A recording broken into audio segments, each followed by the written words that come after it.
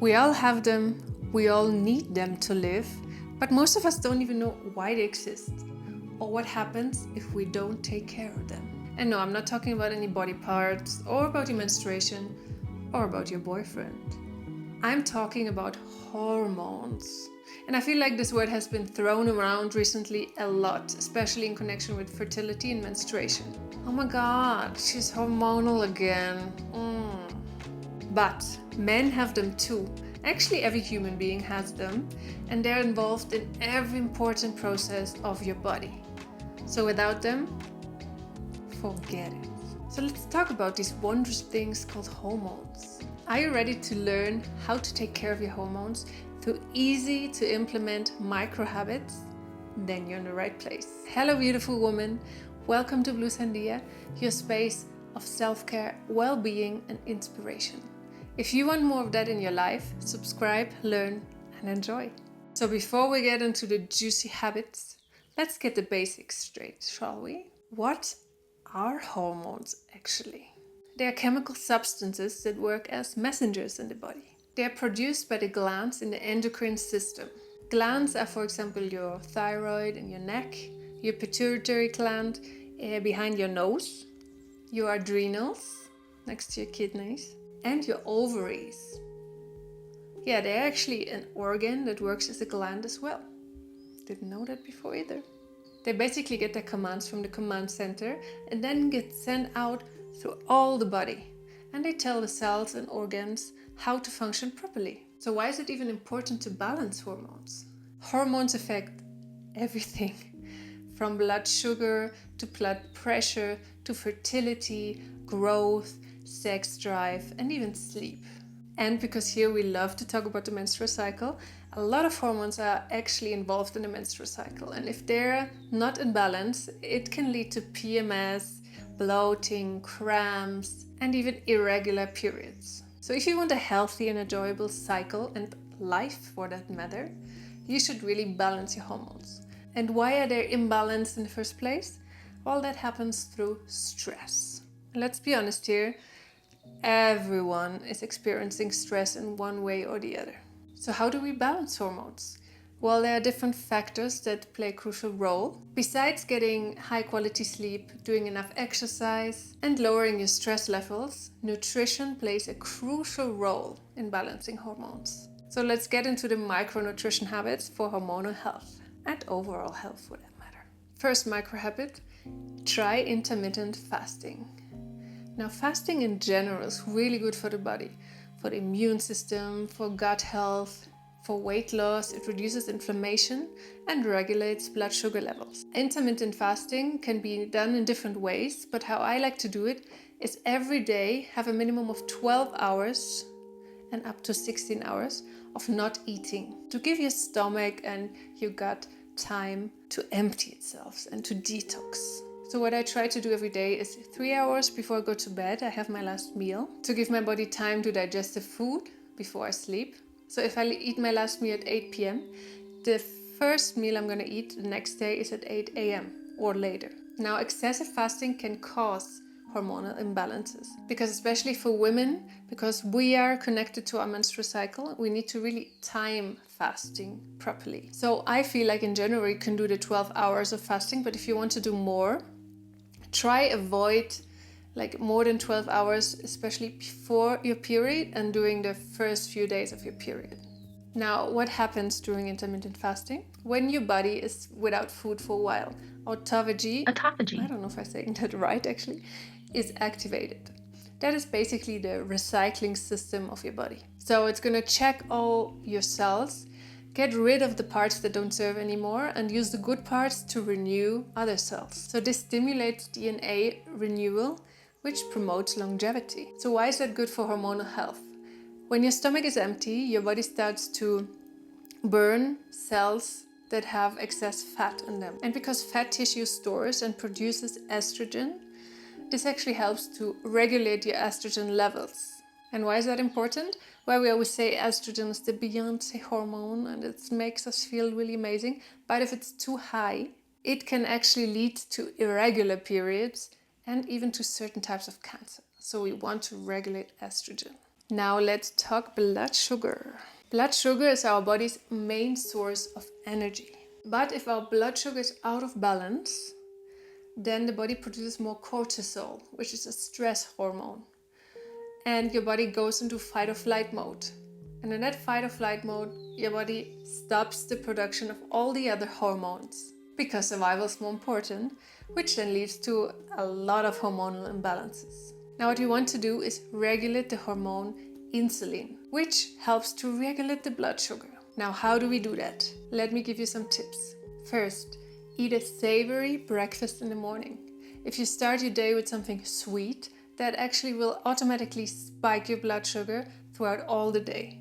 So start your day eating something savory. Second, try and eat less sugar and ultra-processed foods, which actually have a lot of sugar in them.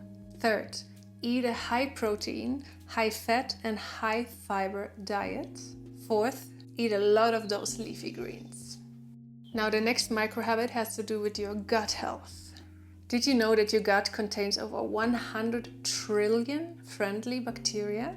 This is called the gut microbiome, which helps to regulate hormones. An unhealthy gut can actually lead to a lot of issues like bloating, gas, overweight, low immune system, insomnia, fatigue, all of that bad stuff. So how do we take care of our gut? First, we want to eat a lot of fiber-rich foods and to include some fermented foods into your diet. I love to eat kefir, I love kombucha, I love sauerkraut, obviously, I'm from Germany, and kimchi. Delicious. Now you also want to obviously eat less sugar. You want to stay hydrated throughout the day. That reminds me, I want to drink something. Following my own advice. And there's another really cool habit which I do every morning and which I've become kind of addicted to, which is called oil pulling and tongue scraping. So you basically put, before you eat or drink anything in the morning, a little bit of coconut oil and you have it in your mouth for 3 to 5 minutes, like this. Then you spit it out, you don't swallow it, and you take a tongue scraper or a spoon and you scrape your tongue. This actually helps you to get rid of all the toxins that accumulate during the night on your tongue, and this helps to improve your digestion a lot. Now let me tell you a little bit more about hormonal friendly foods. First of all, carbs. Now carbs have a really bad rep, I feel, and I want to tell you, eating carbs before you go to bed is fine. It does not make you fat. Actually, carbohydrates raise the hormone serotonin, which makes you feel all cozy and warm and nice, and reduce the stress hormone cortisol. That means when you eat carbs before you go to bed, 3 hours before you go to bed, actually will make you feel all comfy and chilled and even better your sleep.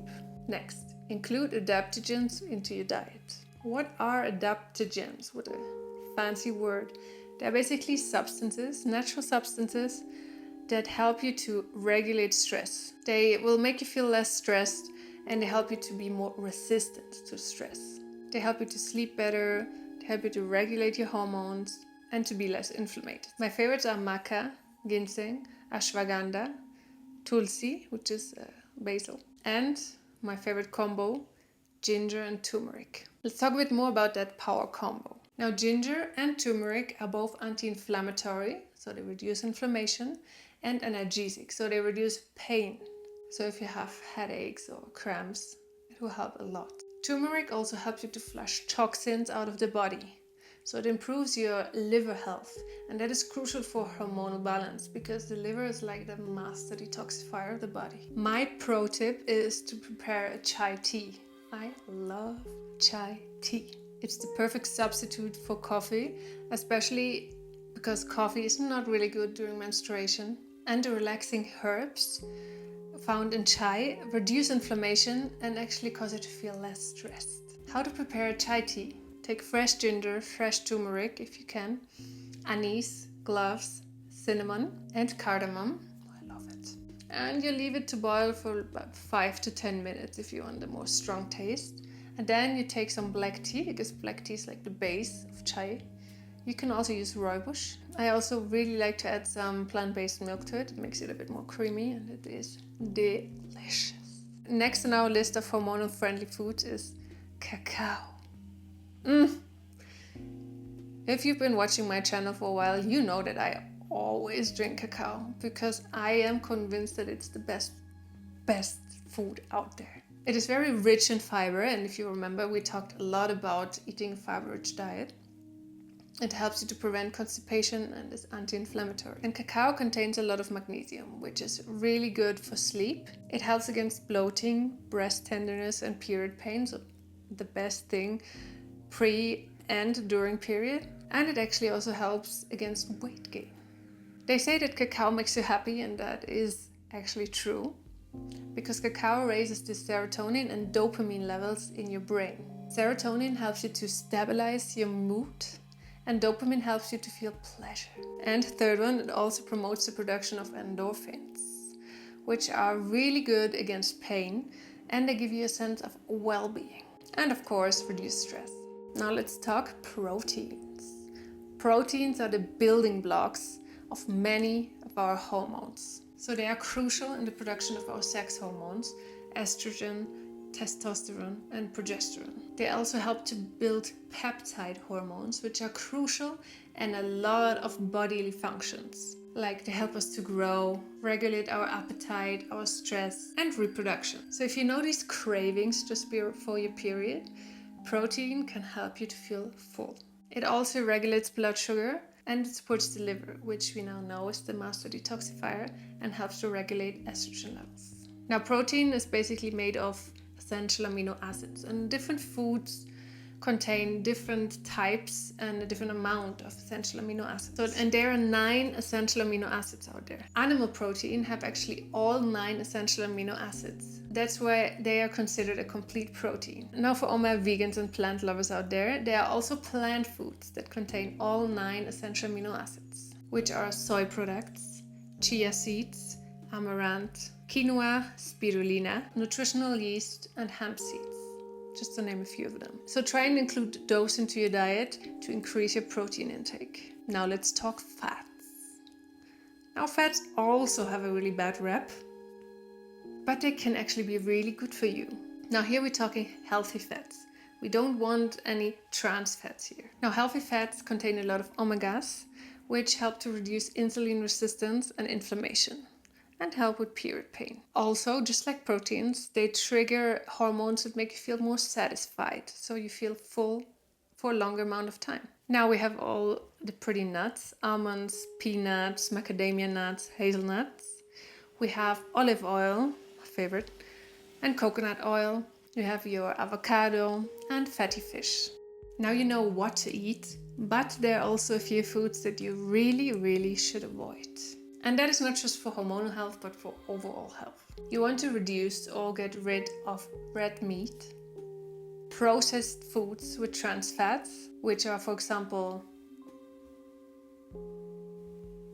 long list. You want to also reduce your sweets, dairy products, and refined grains, as they tend to increase your estrogen levels. You also want to reduce alcohol consumption, because it kind of disrupts the production of insulin and has a harmful impact on your sex hormones and stress hormones. Now to all my coffee lovers out there, be careful with caffeine. Too much caffeine can actually lead to the overproduction of cortisol, which we now know is the stress hormone. But don't be worried, you can do a few things to make your coffee a bit more hormonal friendly. First, don't drink coffee on an empty stomach. Try to drink it after you've eaten something. Second, and that is my top tip, add some ghee, which is clarified butter, to your coffee, which reduces the acidity that it generates in your stomach. Third, avoid sweeteners or high-fat milk. And fourth, try to choose organic because it contains less pesticides. Whew! That was a lot of info. But I hope you can take some golden nuggets from that and implement it into your daily routine. Because healthy nutrition means healthy hormones, which means healthy body and mind and periods, which leads to a happy woman. Now, Agatha, what do you think about today's video? Do you agree that hormonal health is really important and that we should improve our nutrition? Do you like the micro habits? I think that's a yes.